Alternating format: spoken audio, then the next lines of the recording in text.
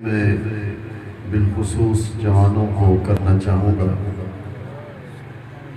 ان میں سے پہلی نصیحت یہ ہے کہ بد نگاہی سے بچو، نگاہ کو پاک رکھو۔ اِنَّا عَرَضْنَا الْأَمَانَةَ عَلَى السَّمَاوَاتِ وَالْأَرْضِ، اللہ نے ارشاد فرما کہ ہم نے امانت کو پیش کیا تھا زمین پر، آسمان پر، پہاڑوں پر، سب نے انکار کیا مگر انسان نے اس امانت کو اٹھایا۔ امام راضی نے تفسیر کبیر کے اندر لکھا کہ اس امانت سے کیا مراد ہے؟ وہ فرماتے ہیں فَالْأَعْزَاءُ أَمَانَةٌ فَيَنْبَغِي أَنْ يَحْفَظَهَا، فرمایا کہ یہ جو اعضاء ہے انسان کے، یہ اللہ کی طرف سے امانت ہے۔ جب بچہ پیدا ہوتا ہے تو پھر آنکھ پاک ہے، ہاتھ بھی پاک ہے، قدم بھی پاک ہے۔ امانت سے مراد یہ ہے کہ بلوغت سے لے کر قبر کی موری تک جس طریقے سے خدا نے آزاد میں دیے تھے، آنکھ بھی پاک رہے، زبان بھی پاک رہے اور ہاتھ بھی پاک رہے۔ دو دوست ہیں، حج کا احرام باندھا ہے، مدینہ المنورہ سے چلے گئے، اہل مدینہ میں سے راستے کے اندر بھوک لگی ہے۔ ایک دوست نے دوسرے دوست سے کہا کہ بھوک لگی ہے، طعام کا انتظام تو کرو۔ وہ دوست طعام لینے کے لیے چلا گیا، وہ دوسرا دوست پہاڑ پر بیٹھ گیا انتظار میں۔ اس پہاڑ کے اوپر چوٹی پر ایک گھر تھا، اس گھر پر ایک خاتون نے اس نوجوان کو احرام کی حالت میں دیکھا۔ عورت اپنے گھر سے نیچے اتری، اس نے آتے ہی اس محرم کو جو حج کے احرام میں تھا اس کو دعوت گناہ دی۔ جب اس کو دعوت گناہ دی تو اس حج کے محرم نے اپنا سر گھٹنوں میں دیا، اتنا رویا کہ شاید اس کی روح پرواز کر جائے گا۔ عورت ڈر گئی کہ شاید مر نہ جائے، اپنے گھر واپس چلی گئی۔ دوسرا دوست طعام لے کر پہنچا، اس کی آنکھوں کو سرخ اور لال دیکھا، تو سوال کیا کیا ماجرا ہے، کیوں روئے ہو؟ اس نے اسے ٹالا اور کہا میرا بچہ یاد آ گیا تھا، اس کی جدائی کے غم میں رویا۔ کہا نہیں، حال حقیقت بتا۔ اس نے سارا حال بیان کر دیا۔ اس نے پوچھا کہ تو اتنا کیوں رویا تھا؟ جب اس نے دعوت گناہ دی تو رد کر دیتا، اسے بھگا دیتا، سخت جملے کہہ دیتا، رویا گیا۔ اب سنو، دل کے کان سے سنو۔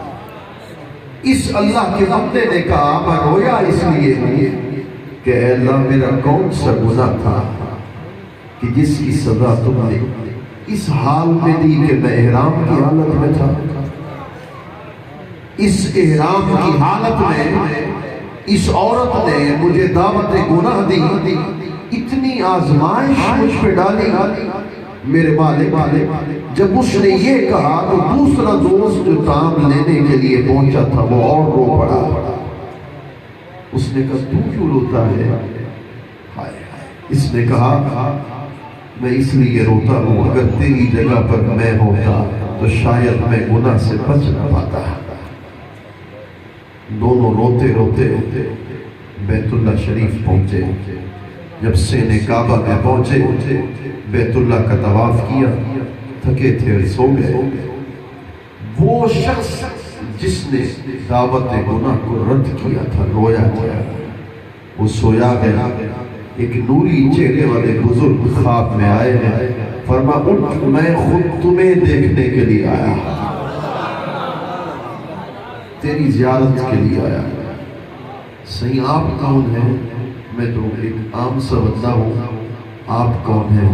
فرمایا میں حضرت یوسف علیہ السلام۔ اس نے کہا آپ یوسف صدیق ہیں؟ کہا ہاں میں یوسف صدیق ہوں، میں رسول اللہ کے اس امتی کو دیکھنے کے لیے آیا ہوں جس نے عورت کے حسن کو، اس کی دعوت گناہ کو رد کر کے رسول اللہ کے فرمان پر عمل کیا ہے۔ بد نگاہی سے بچنا۔ یہ جو نگاہ ہے، یہ نگاہ انسان کو گناہ کی طرف لے جاتی ہے، اور جب بد نگاہی ہو تو پھر انسان کی عقل کو معوف کر دیتا ہے شیطان، اور پھر اسے گناہ پہ اکساتا ہے، معصیت پہ اکساتا ہے، اور اسے گناہ کا ارتکاب کرتے نہیں چھوڑتا۔ حضرت سیدنا عیسیٰ علیہ السلام کے بعد شیطان آیا، اس نے بڑی ٹوپی پہنی ہوئی تھی۔ آپ نے فرمایا شیطان وہ میرے پاس کیوں آیا؟ اس نے کہا اللہ کے رسول میں آپ کی امت کو تنبیہ کر رہا ہوں، یہ بات بڑے غور سے سنو، آپ کی امت کو تنبیہ کرنے کے لیے آیا ہوں، کبھی نامحرم عورت کے ساتھ ایک کمرے میں نہ بیٹھے۔ ابلیس نے کہا شیطان کہ کبھی نامحرم عورت کے ساتھ اکیلے کمرے میں نہ بیٹھے، جب وہ اکیلے کمرے میں بیٹھتے ہیں تو میں اپنے چیلوں کو نہیں بھیجتا، میں خود جاتا ہوں، جب تک انہیں برباد نہ کر دوں واپس نہیں آتا۔ بد نگاہی سے بچنا۔ ذرا ایک لفظ پہ غور کرنا، میں ہاتھ جوڑ رہا ہوں، میرے ہاتھ جوڑنے کی لاج تو رکھ لے رہا، اور اگر کوئی کسی میری بات پہ غصہ آ جائے تو مجھے معاف بھی کر دے گا، اس لیے نصیحت تھوڑی سی کڑوی ضرور ہوتی ہے۔ صرف ایک بات کا سوال کا جواب دے دو، اسی نگاہ سے قرآن کو دیکھتے ہیں جو اللہ کا کلام ہے، اسی نگاہ سے بیت اللہ کو دیکھتے ہیں سے کعبہ میں جا کر، اسی نگاہ سے یہ مدینہ پاک جا کر رسول اللہ کے گنبد خضرا کو دیکھتے ہیں، اسی نگاہ سے حضور کی جالی پاک کو دیکھتے ہیں، اسی نگاہ سے آج منہ مبارک کو دیکھو گے، یا پھر یہی نگاہ عورت کے ننگ کو دیکھتے ہیں۔ قیامت کے دن کیا جواب دو گے؟ جوانو، حضرت خواجہ خضر نے حضرت ابراہیم بن ادھم سے کہا تھا، ابراہیم بن ادھم اپنی اس آنکھ بند ہونے سے پہلے دل کی آنکھ کو کھول لے، کہیں ایسا نہ ہو کہ اگر یہ آنکھ بند ہو گئی تو دل کی آنکھ کھولنے کا تمہیں وقت بدل سکے۔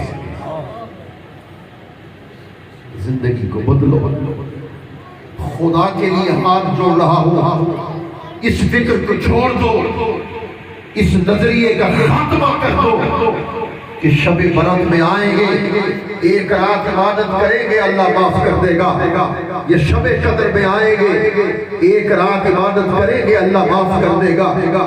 اللہ ضرور معاف کرتا ہے، اس میں کوئی شک نہیں، وہ قادر ہے، مطلق قادر مطلق ہے، چاہے تو تمہاری ایک نفل سے تمہیں معاف کر دے، وہ قادر ہے، مگر خدا کے لیے حضور کا امتی بن، سبحان اللہ، حضور کا عاشق بن۔ حضور کے عاشق کا مطلب کیا ہے؟ اب کیا کسی سے کام، تمہیں دیکھنے کے بعد سب کو میرا سلام، تمہیں دیکھنے کے بعد جس کو تیری نگاہ نے مقبول کر دیا، اب کیا کرے گا جام، تمہیں دیکھنے کے بعد دل سے یہی دعا ہے تمہارے فریب کی، وہ زندگی کی شام تمہیں دیکھنے کے بعد۔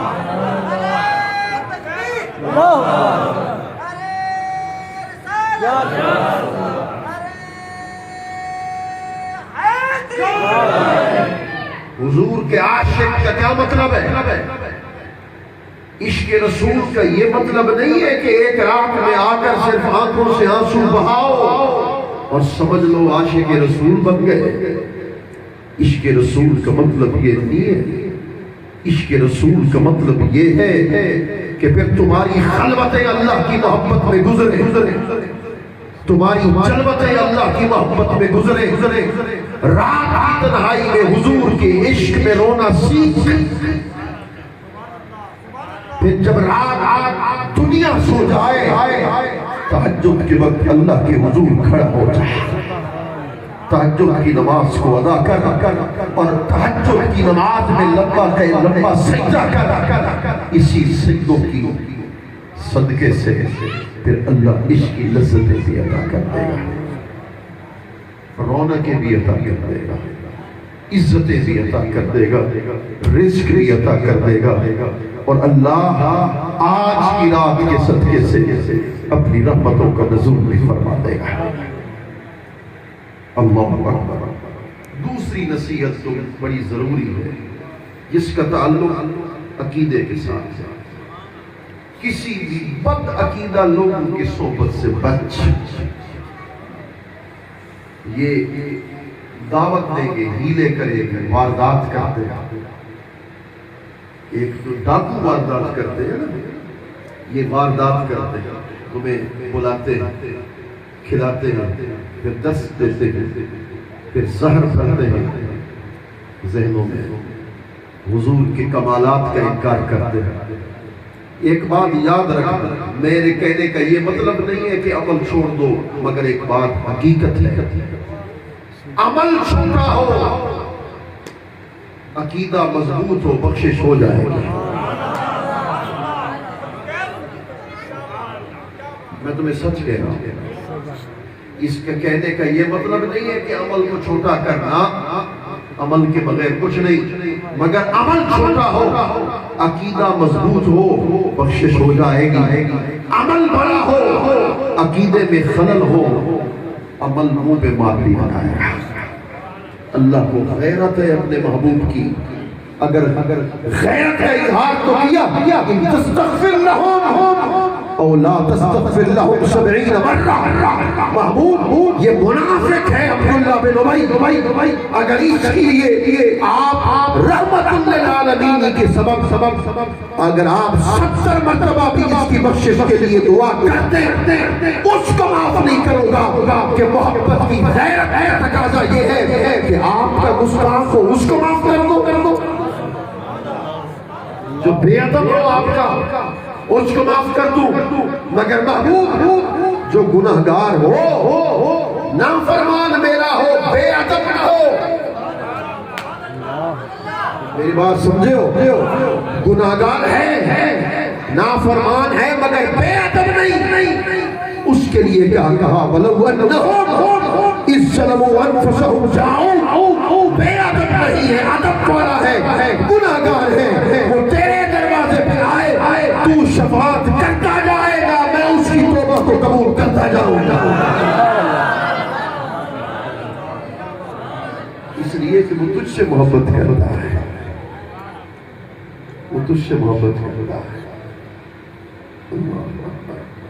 کسی بد عقیدہ کی صحبت سے بچ. آج ایک سازش کی جا رہی ہے سوشل میڈیا، کتابوں کی صورت میں، خطابات کی صورت میں. کہیں صحابہ کے خلاف بکواس ہے، کہیں اہل بیت کے خلاف بکواس ہے. آج شب برات کے موقع پہ مجھے گواہی دو، ہاتھ اٹھا کر ہم صدیق اکبر کے بھی نوکر، فاروق اعظم کے بھی غلام، عثمان غنی کے بھی نوکر، مولا علی کے بھی غلام، عبداللہ بن عباس کے بھی غلام، عبداللہ بن عمر کے بھی غلام، عبداللہ بن زبیر کے بھی غلام، حضرت امیر معاویہ کے بھی غلام، حضرت امام حسن کے بھی غلام، امام حسین کے بھی غلام، سیدہ زہرا کے بھی غلام، ان کے بھی نوکر. آج لوگ مجھے کہتے ہیں، فتویٰ لگانے کی کوشش کرتے ہیں، اشارے کنائے میں بات کرتے ہیں جن کو میں سمجھتا ہوں کہ اہل بیت اطہار کا ذکر نہ کر یا اہل بیت اطہار کا ذکر کم کر، اس لیے کہ ماحول یہ بنا دیا گیا، پیدا کر دیا گیا کہ جو علی کا ذکر کرے، اہل بیت اطہار کا ذکر کرے، رافضی ہے۔ یہ ملاؤں نے فتوے لگا رکھے ہیں، اپنا دین کر لیا ہے، اپنا یہ اہل سنت کا عقیدہ نہیں۔ خدا کی قسم یہی سٹیج تھا، یہی سٹیج تھا۔ وہ عاشق رسول سویا ہے، جھوٹے پر خدا کی لعنت۔ عاشق رسول گواہی دے رہا ہے۔ اکبر ساکی صاحب خطاب کر رہے تھے، میرے دادا نیچے بیٹھے ہوئے تھے کرسی پر، انہوں نے سیدہ کائنات مخدومہ کونین حضرت سیدہ فاطمہ الزہرا سلام اللہ علیہا کے متعلق کوئی ایسا لفظ بولا کہ جو میرے دادا کو پسند نہیں آیا۔ آپ نے کھڑے ہو کے فرمایا اکبر ساکی صاحب تقریر بند کر، تقریر کو روک دے، آج کے بعد تم میرے سٹیج پہ نہیں آ سکتے، میں تمہیں اجازت نہیں دیتا کہ رسول اللہ کی شہزادی کے متعلق ایسی بات کرو۔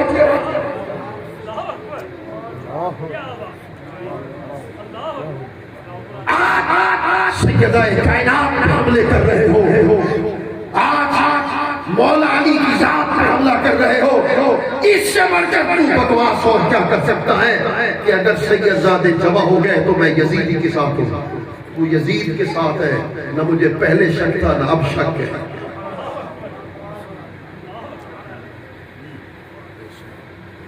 خدا کی عزت کی قسم، میں نے پہلے کہا سیدنا امیر معاویہ رضی اللہ تعالیٰ اللہم اجعلہ ہادیا و مہدیا، رسول اللہ نے فرمایا ہے اللہ اسے ہادی بنا، اسے مہدی بنا۔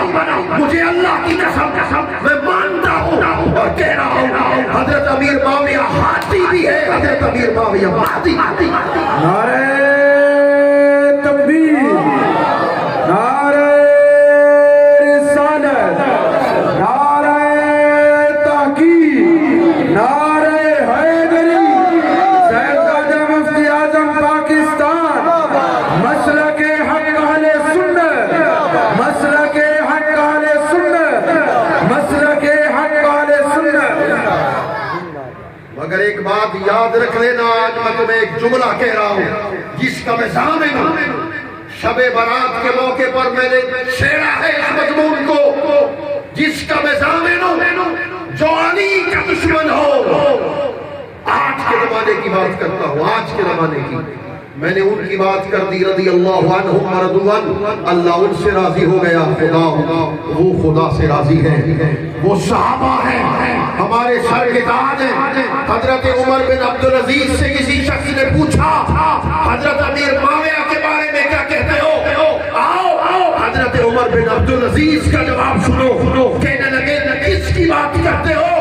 حضرت عمر بن عبدالعزیز جس نے فرمایا سیدنا امیر معاویہ جس گھوڑے پہ سوار ہو کر جاتے تھے، عمر بن عبدالعزیز اس گھوڑے کی قدموں کی دھول پر بھی قربان ہو جائے۔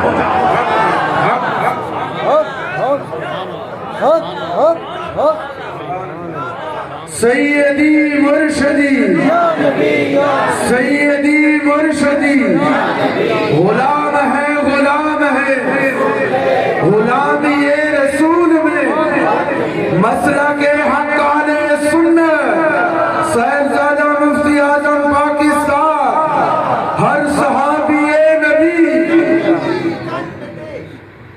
یہ تیسری نسل ہے سراج العلوم میں، میرے دادا، میرے بابا، مجھ تک ہم نے عقیدہ اہل سنت کا پرچار کیا اور قبر کی موری پر پرچار کرتے رہیں گے۔ سن لو، خدا نے ہمیں زندہ ہی عقیدہ اہل سنت کی خدمت کے لیے کیا۔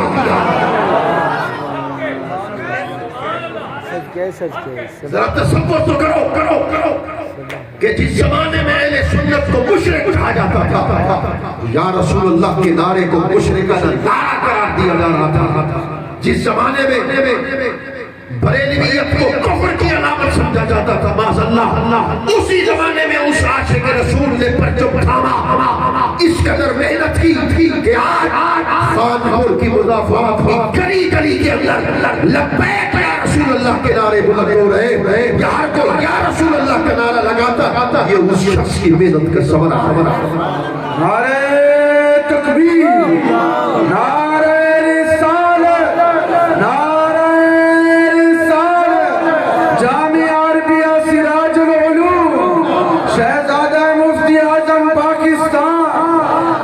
ہم آج بھی اپنے جد امجد کے عقیدے پر ہیں، اور میرا جد امجد سن لو، میرا جد امجد سراج اہل سنت خواجہ غریب نواز کے عقیدے پر ہے، خواجہ غریب نواز مولا علی کے عقیدے پر ہے، مولا علی رسول اللہ کے فرمان کے مطابق ہے۔ پہلے بھی اہل سنت کے عقیدے کا پرچار کرتے رہے تھے، مرتے تب تک اہل سنت سے پرچار ہوتا رہا ہے۔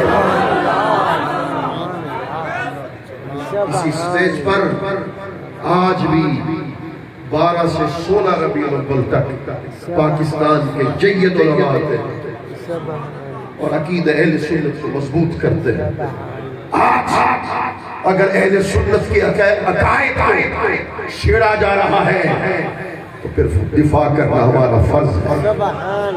ہم صحابہ کی دفاع کرنا جانتے ہیں، اہل بیت کا دفاع کرنا جانتے ہیں، صحابہ کی بھی نوکری کریں گے، اہل بیت اطہار کے در کی بھی نوکری کریں گے۔ حضرت امیر معاویہ کے خلاف کوئی زبان درازی کرے، خدا کی قسم اس کی زبان کو کھینچ لے۔ مگر ادھر یاد رکھو جو جملہ آج شب برات کے موقع پر کہنا چاہتا ہوں، جو مولا علی کے متعلق آج اس زمانے میں بد زبانی کرے، ان کے خلاف بکواس کرے، سمجھ لو اس کے نسب میں شک ہے۔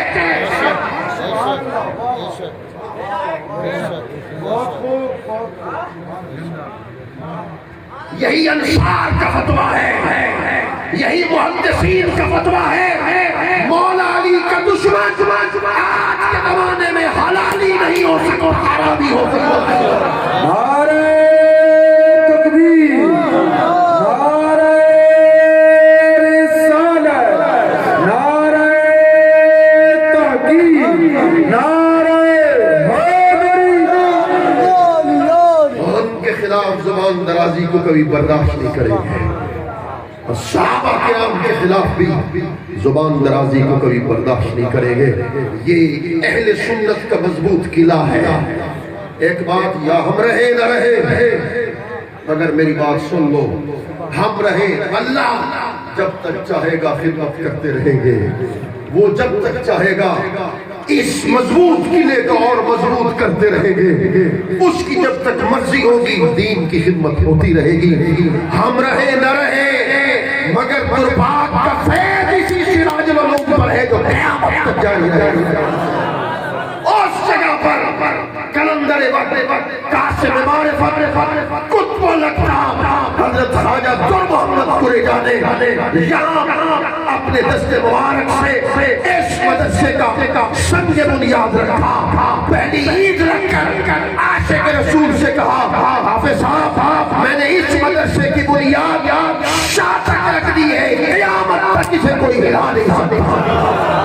حق فریق، حق فریق، حق فریق، حق فریق، حق فریق، فیضان دربا، فیضان دربا، فیضان دربا۔ عقائد میں خلل ڈالنے کی کوشش کریں گے، کبھی مت بہکنا، صحابہ کے بھی نوکر، اہل بیت کے بھی غلام، جہاں تک مشاجرات صحابہ ہے خاموش، ہم ان پر کوئی بات نہیں کر سکتے۔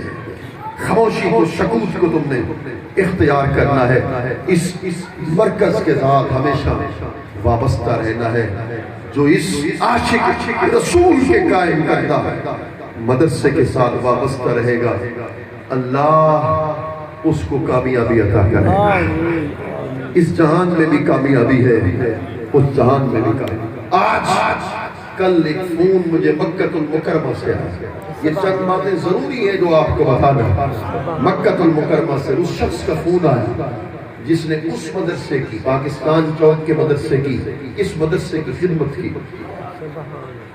وہ چوکیدار تھا، اس نے خدمت کی اور اس نے خادم حرم شریف کی درخواست دی. اس کی درخواست منظوری. کیسے کرم ہے یہ اس مدرسے کا فیض کیسے. اس کی درخواست منظور ہوئی. جب وہ مکہ شریف پہنچا پہلا حج اکبری خدا نے عطا کیا. حج اکبری نصیب ہوا. اس مدرسے کے جھاڑو دیتا تھا، اس مدرسے کے جھاڑو دیتا تھا اور اس کی خدمت مکہ المکرمہ میں قرآن مجید کے ریگ کو صاف کرنے پر لگی. جب پچھلے سے پچھلے برس جب ہم مدینہ المنورہ تھے نا، اس وقت وہ مجھے ملنے کے لیے آئے. رو رہا تھا. میں نے کہا کیا ماجرا؟ اس نے کہا حضرت مدرسے کی میں نے خدمت کی تھی، اللہ نے اتنا بڑا اجر مجھے رات دیا. میں نے کہا کیا بات ہے؟ اس نے کہا یہ باب کعبہ جو ہے، بیت اللہ کا جو دروازہ ہے، اس کی مرمت کا کام ہو رہا تھا. میں نے اپنے مدیر سے کہا یار اندر بادشاہ جاتے ہیں، بیت اللہ کے اندر بادشاہ جاتے ہیں، میں ادنا سا غلام ہوں، مجھے 2 منٹ کے لیے اندر تو جانے دو.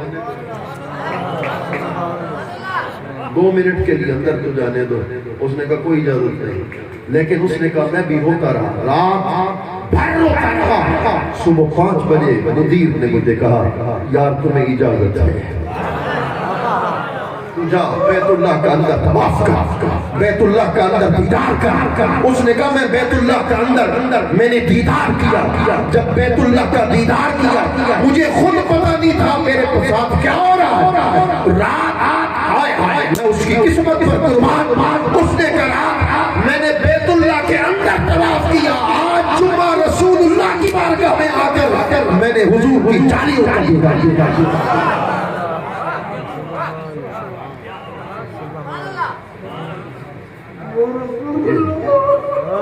یہ اس مدرسے کی شان ہے، اس مدرسے کا مقام ہے. ماسٹر دی امین صاحب آج بھی زندہ ہے. اس سے پوچھو 16 ربیع الاول شریف کی رات تھی اسی جلسے آج سے 5-7 سال پہلے. میرے بابا حضرت شیخ القرآن اسی جگہ خطاب کر رہے تھے. اس نے کہا مجھے شوگر تھی، میں سو گیا. میں نے بیوی سے کہا 12 بجے کے بعد اٹھانا، میں جلسے پہ جاؤں گا. اس نے کہا میں ابھی سویا ہوں. کلندر زمان حضور درپا غریب نواز خواب میں آئے. فرما بنیامین تو سو رہا ہے، ہم سراج العلوم کے جلسے میں جا رہے ہیں. اب سنو. اس نے کہا خواب میں نے حضرت شیخ القرآن کے خطاب کو سنا، خطاب کو. اور جب میں بیدار ہوا وضو کیا سراج العلوم پہنچا. جو خطاب میں نے خواب میں سنا تھا بے عین ہی وہی خطاب اسی اسٹیج پہ جا کے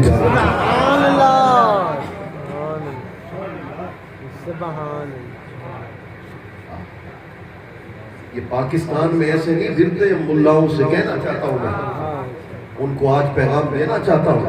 پاکستان میں ایسے نہیں پھرتے.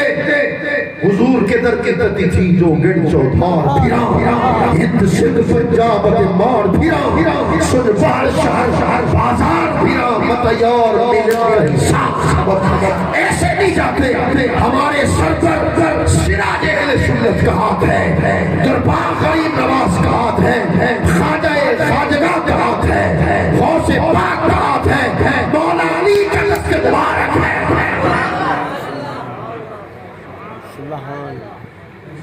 ان کی نگاہیں فیض ہے. اس لیے اس مدرسے سے وابستہ اپنی وابستگی کو مضبوط کرو. یہ عشق رسول کا ایک سمندر ہے.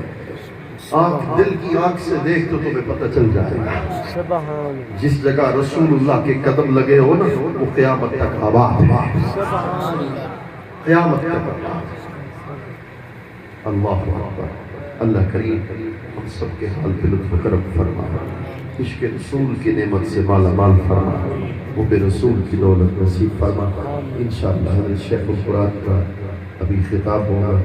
اس کے بعد انشاءاللہ صلاۃ التسبیح 1 بجے کا ٹائم دیا، جس قدر وہ خطاب فرمائیں گے ممالک ہیں تو انشاءاللہ پھر ان کے خطاب کے بعد صلاۃ التسبیح با جماعت ادا کی جائے گی، اس کے بعد محفل ذکر ہوگی اور دعا ہوگی، اور اس کے درمیان ہی میں نے جیسے کہا کہ امام حسین کا منہ مبارک ہے،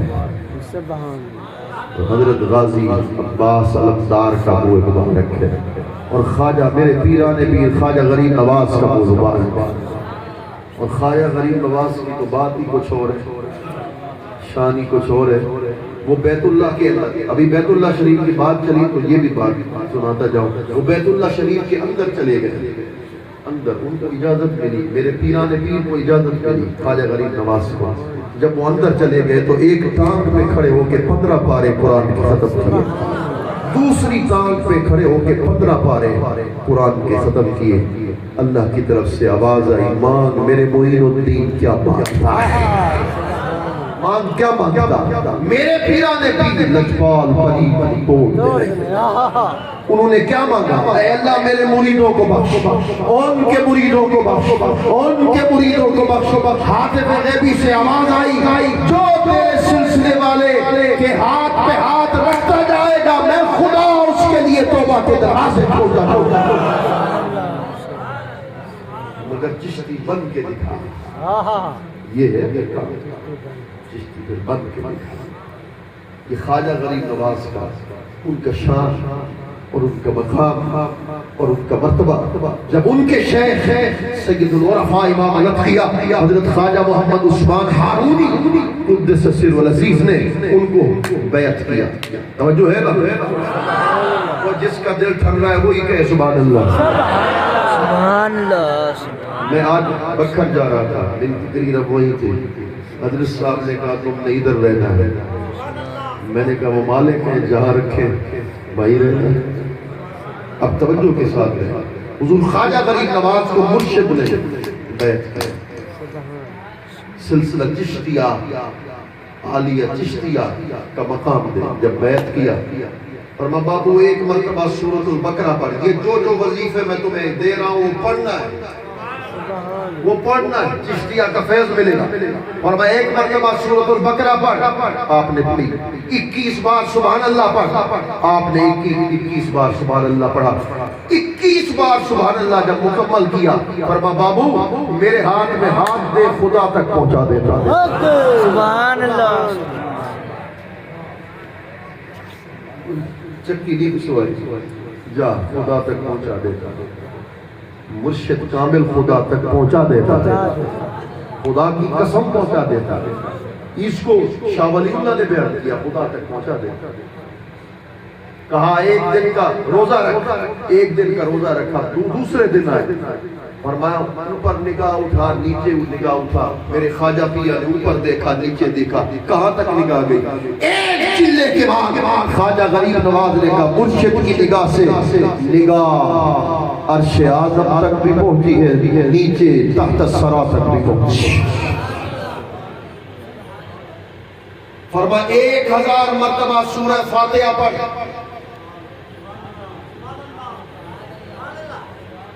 پہلے 1 مرتبہ بقرہ پھر 21 بار سبحان اللہ، اب 1000 مرتبہ سورہ فاتحہ پر آپ نے پڑھ لی، جب مکمل کر لی بلایا قریب بلایا، فرمایا دو انگلیاں کھول لی، فرمایا اس کے اندر دیکھ کیا نظر آ رہا ہے، میرے خواجہ غریب نواز نے اندر دیکھا، کہا حضور خدا کی قسم 18,000 جہانوں کو مرشد کے انگلیوں کے درمیان نگاہ ولایت کے سامنے دیکھا،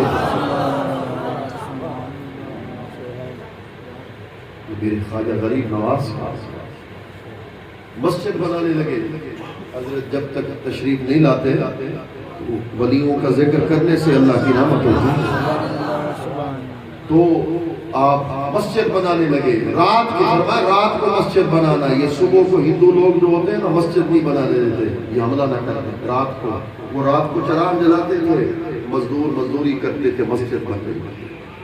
پرتھوی راج کو پتہ چلا کہ مسلمان کو مسجد بنا رہے،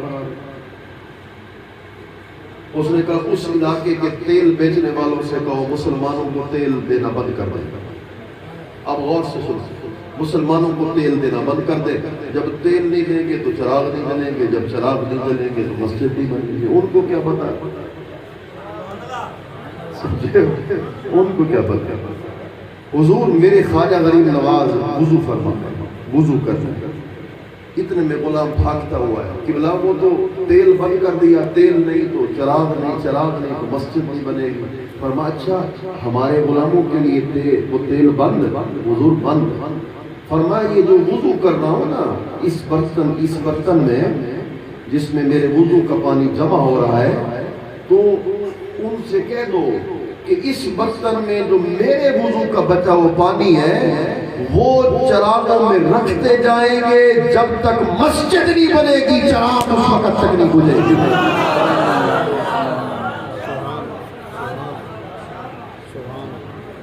توجہ ہے؟ یہ میرا پیران پیر ہے، میرے پیران پیر کی شان مقام اور مرتبہ دے۔ فرمایا جب تک یہ پانی رہے گا اس وقت تک فرمایا چراغ کھڑے ہو گئے حضرت